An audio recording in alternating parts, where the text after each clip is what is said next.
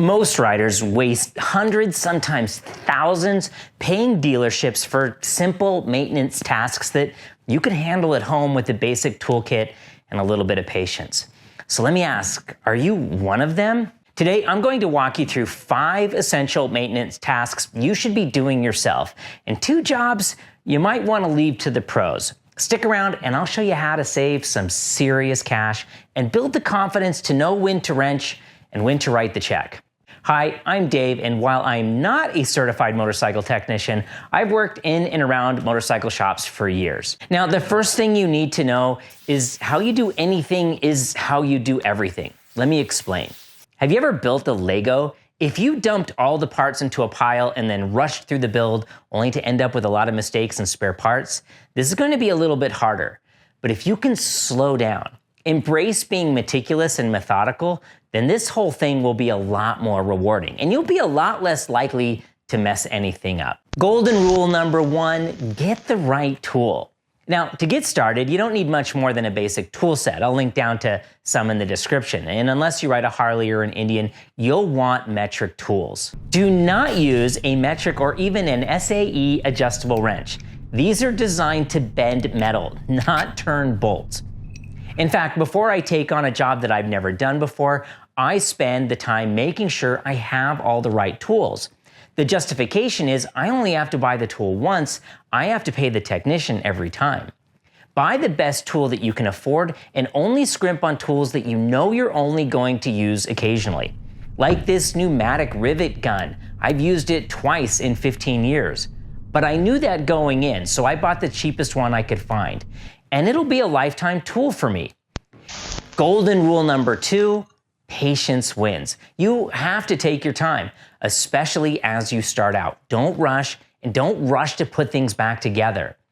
Get these awesome compostable lunch trays. 100 of these are only like a few bucks. I'll link to some down in the description. But use these to keep nuts and bolts organized mid-project. I'll even write down in the tray what's in that compartment. Put yourself in the right mindset and move slow and meticulous, especially if you're new to spinning wrenches. Golden rule number 3, do not force anything. If something isn't moving or coming apart, that probably means you missed a fastener. So see rule number 2 and look for the one thing that you missed. True story, when I was working in a shop, a guy brought in his motor. He was going to rebuild it, but he couldn't get the head off. So he tried to pry it apart thinking it was just stuck. But in the process, he literally destroyed the top half of the engine. The reason why it was stuck, there was one hidden bolt that he'd missed down in the center of the engine. So yeah, patience and don't force anything. All right, so the first task that you're gonna take on, this is the perfect intro. Get your levers, pedals, and bars set up for your body. It makes everything else easier and builds early confidence. I go into this in a lot more detail in our new bike day video. Task number 2, remove your bodywork. Naked bikes are easy, full-fared sport bikes a bit trickier. But just learning to strip your bike down to the service points saves you serious labor costs.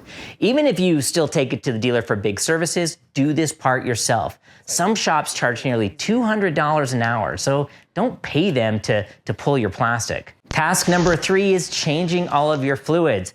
We understand oil changes, but coolant, suspension, and brake fluid all should be swapped every 2 years.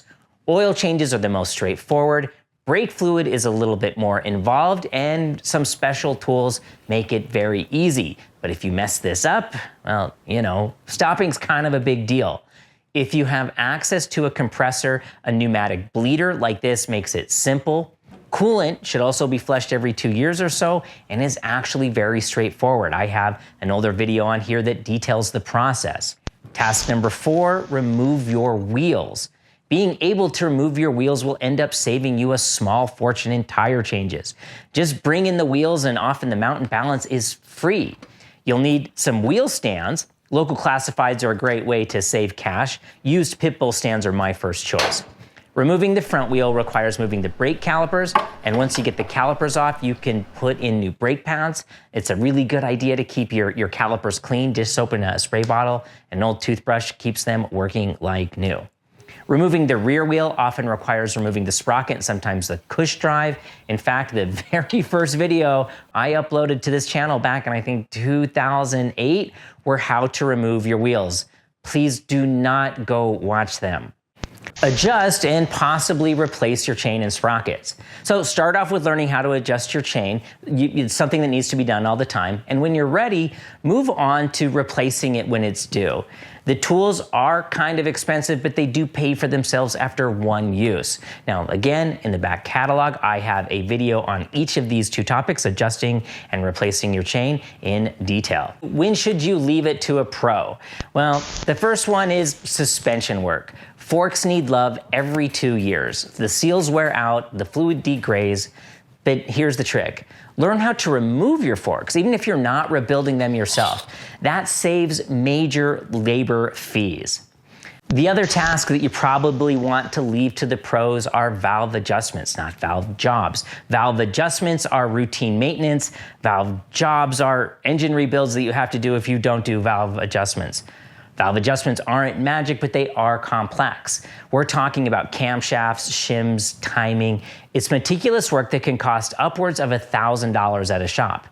Can you do it yourself? Maybe, but unless you're confident and patient, let a seasoned mechanic handle this one until you're ready for it. So there you have it, 5 maintenance tasks that you can do to save a fortune, and 2 that you might want to outsource. Start small. Build your confidence, and remember, you don't need a degree to spin a wrench, you just need the right mindset. If you found this helpful, hit that like button, subscribe, and consider joining our new email list. If you have tips or questions, drop them in the comments. I love hearing what's working for you. Special thanks to our channel members for helping me keep everything out from behind a paywall, and thank you for watching. If you enjoyed this video, I think you're also going to like this one. So I'll see you over there. Ride on and ride well.